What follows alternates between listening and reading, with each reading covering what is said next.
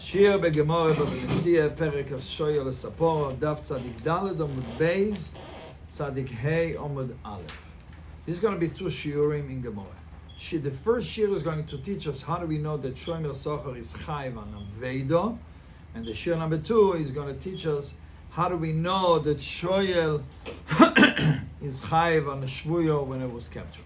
Okay, so let's start. Daf tzadik daled amud beis.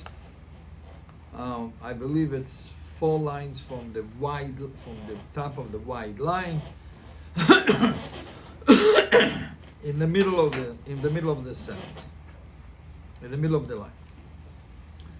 We learn in the Brayse nושא socher v'asocher shemesocher nasocher nishboim al hashvura v'al hashvuya v'al hameso. They swear if a broke or a captured or a died, and they potu. And they have to pay if it's gneva and aveda. I understand that gneva you chayiv. I understand it. Why? It says if it will be stolen from him, he has to pay. But how do we know that he has to pay for aveda? And for the Gemara is bringing a Brayse who asked the exact same question. The Tani will learn in a Brayse. It says in the pasuk, "Im gonev v'gonev," frag the Eile Brayse that is chayiv. Frag the Eile Brayse and Eile gneva v'aveda. I only know that is chayiv. And I'm sorry, and Eile gneva. I only know that is chayiv and gneva. Aveda minol and out minol is chayiv and aveda. And for the Eile Brayse, Talmud loymar im gonev v'gonev mikol makom. It says double expression im gonev v'gonev. So from that we're learning that any way of disappearing, including aveda, is chayiv. Now the Gemara is going to ask a question to clarify this learning from the double expression gonev v'gonev. It's a very famous machlokes. If whenever the Torah repeats himself, like aser to aser, gonev v'gonev, mois yumas, do we learning anything out of it? Or what do you mean? Do we learning anything out of it because the Torah was very exact? So every word, every extra word, we're learning something out of it. Or we're saying that the Torah expresses itself like human being. Just like human beings express themselves, they repeat themselves, so therefore you cannot learn out of it. So the same thing by the Torah is expressing itself just like human being because the Torah was written for us, and therefore we cannot learn about it. So the Gemara is going to ask a question. Onicho, this learning from gonev v'gonev, from the extra word gonev v'gonev, is clear and understood. We don't say that the Torah speaks like human being. Therefore, every word is exact. So therefore, we have the gonev v'gonev, the double expression to learn aveda. But according to the opinion who says that the Torah does speak like human being, what can we say? Meaning, how are we going to learn aveda? And for the Eiliki Gemara, Amrim b'Marova, they said in Eretz Yisrael, which is west to Babel, we're going to learn it from a Kal V'chomer. What's a Kal V'chomer? Uma gneva shekoi v'loines mishalem. If gneva, which is closer to loines, because it's a little bit not so much you could control. The Torah says you pay mishalem aveda shekoi v'lepshia aveda, which is closer to negligence. Because what does it mean? You now watching it. What do you mean you lost it? Loi koshken, obviously it was going to be chayiv. Frag the Eilike Gemara ve'idoch, meaning, according to the opinion who says that the Torah doesn't speak like human, comes out that we have two limudim. One from the pasuk gonev v'gonev, that is chayiv and aveda, and one from the Kal V'chomer. What do I need both? And for the Eilike Gemara, milsa the asi b'Kal V'chomer, something that came out and learned out from a Kal V'chomer.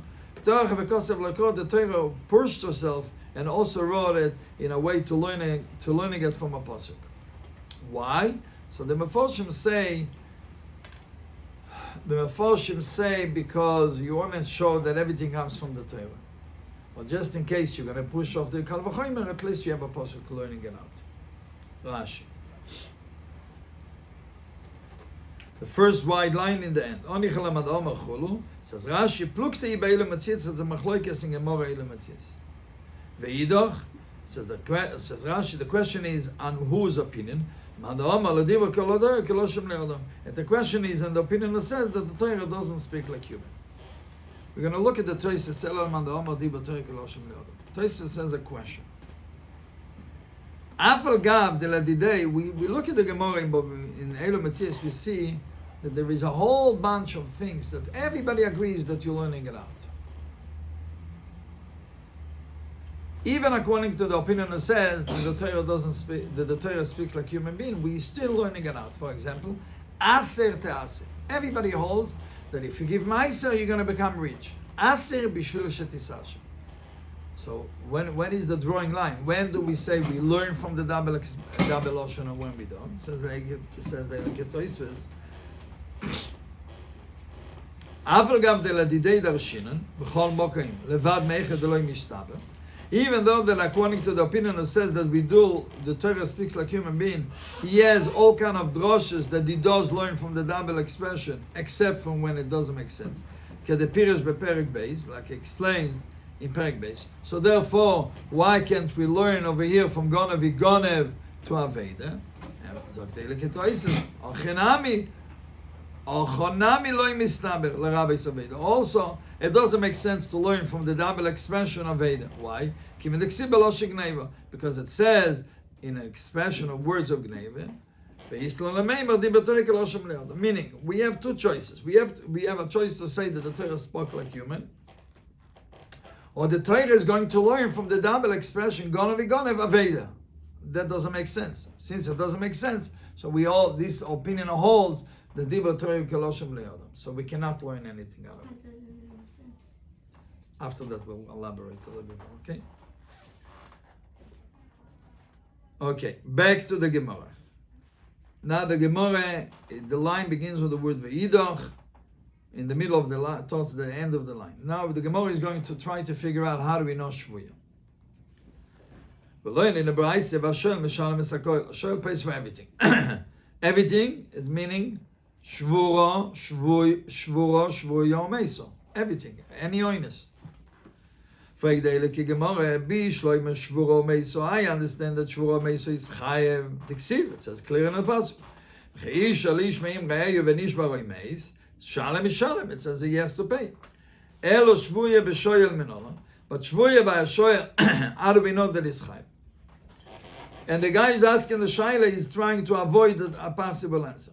And if you're going to say we're going to learn it to the mamotzino just to compare to shvura meiso, meaning the same way shvura meiso is chayev, shvuya is also, which is anoinus, the same thing shvuya, which is anoinus, is also going to be chayev. The Gemara says, no, I'm going to slug it up. Why? Mal shvura meiso. Do you know why by shvura meiso is chayev?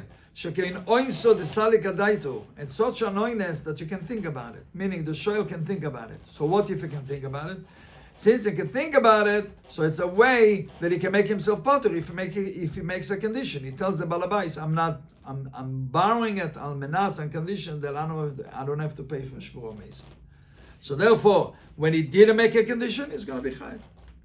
Toimer b'shvuya. Can you say the same thing about shvuya to make chayav? No. Why? Sheken oinsa de lo yisalik adaitu. Because it's an oines that it doesn't come to your mind. If it doesn't come to your mind, so the shoel cannot make himself potter and make a condition to make himself potter. So since he cannot make himself potter, so the Torah says in such a case you're not chayav when he didn't make a condition. Rashi. Second, the end of the second line. Shekein oinsa de salik adaitu. Val menas kein shaile. He borrowed the item on condition that he is responsible on shvura meiso. How do we know? Midelo yasni, from that he didn't make a condition. Al menas shelo eschai b'shvura meiso. I'm borrowing it on condition that I'm not going to be chayav on shvura meiso. Toimer b'shvuya. Can you say the same thing about shvuya to be potter? No. Why? Because he couldn't bring it onto his mind and to make condition. So therefore, maybe he's always potter. Since he couldn't think about it to make a condition, so the Torah says he's always potter. Back to the Gemara. And for the Elike Gemara, Elonem Rosh Shvuro Meiso b'Shoel. It says Shvuro Meiso by a Shoel. V'nem Rosh Shvuro Meiso by Shem Yisachar. And it also says Shvuro Meiso by Shem Yisachar. So we're going to learn. The same way when it says by Shem Yisachar, When it says shvura or mesa, it also includes shvuya. Afkan, even here by השואל, shvuya imo. So the same thing by השואל, that when it says shvura v'nishbar or meis, it includes shvuya. That's it. Shlok of the Eliki Gemara Yikel Mifrach. We can shlog this Mamotzinu. Why? Ma l'shoy mesachor. Do you know why shoy mesachor includes shvuya? Shkein liptur. Because by shoy mesachor it includes it to make it potter, and it makes sense that shoy mesachor will be potter anoinus. Toimer b'shoyel shkein lichiyuv. But by a shoyel, but you want to include shvuya to make him chayiv. But that we cannot say because we already says only nishbar or meis is something that you can think about. The Torah made him chayiv. But shvuya, the shoel cannot think about it. You don't make him chayiv. Rather, you make him potter. Rashi, ma l'shem mesachor. Im yishvo bo shvuya l'shvura meiso. If he compares shvuya and shvura meiso, sheken lepturi shvuya yisraelim, because he compared them to be potter. Va'inichale, and that makes sense to compare shvuya to shvura meiso by Hashem mesachor. Why? Kiven shvura meiso ptura. Since shvura meiso is potter, kolshkin the shvuya shaper potter. So obviously, but shvuya is for sure potter. Okay. Now it's going to be a question. So why did the Torah write shvuya? So by Hashem mesachor, that's a side question. We're now going to talk about it. Can you say that to compare shvuya by a shoel to shvura meiso to be chayiv? No. You can slug it up what we said before. Mal shvura meiso. Do you know by shvura meiso why is chayiv? The only said the salakadaitu, because it's such an oiness that you can think about it and just continuing. And by shvuya you cannot think about it. So maybe by shvuya is completely potter.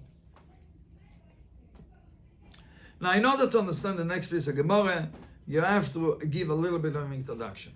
There is a famous machlokes between Rabbi Yoshi and Rabbi Yonason. Whenever the Torah, Rabbi Yoshi and Rabbi Yonason, whenever the Torah says two things, are the two items are together, meaning, like for example, the nishbar or meis, meaning a break and it dies, meaning in order to be chayiv, you need. When the Torah says v'nishbar v'meis, the Torah means that the Torah is chayiv only if it broke and then died. But if it only broke, it's not going to be chayiv. Or the two things are together apart. You don't need any special learning to break them apart. Meaning, if the Torah says v'nishbar v'meis, I could have learned that even if it only broke, you also chayiv. So now the Gemara is going to ask a question.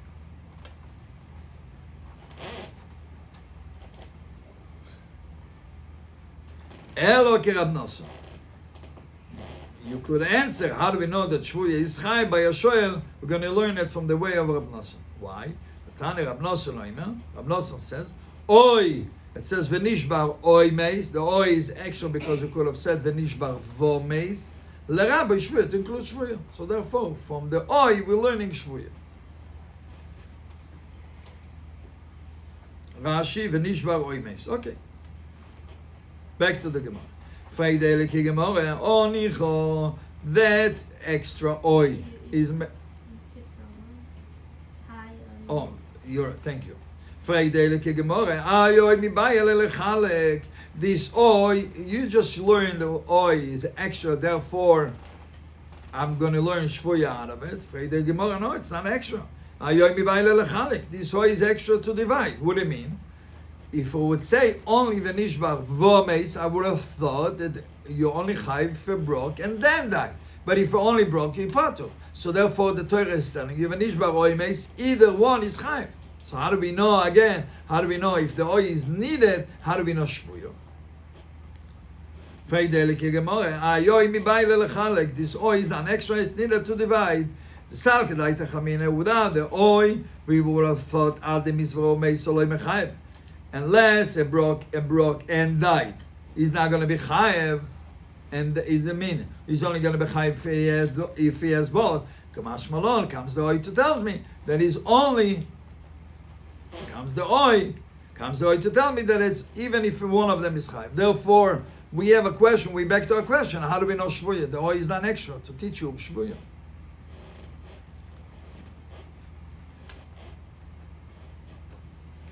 Rashi. Oh, no Rashi. Now the Gemara is making her question more specific according only to Rabbi Yoshi. According to Rabbi Yonason, it's clear. The oi is extra to teach you Shvuya, but according to Rabbi Yoshi, it's not clear how do we know the oi to teach you Shvuya. And the Gemara is going to tell us what is Rabbi Yoshi saying.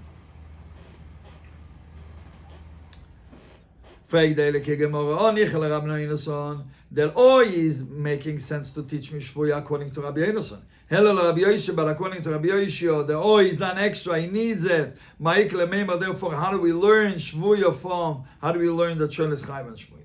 What did Rabbi Yoshi say? Rashi, first of all. The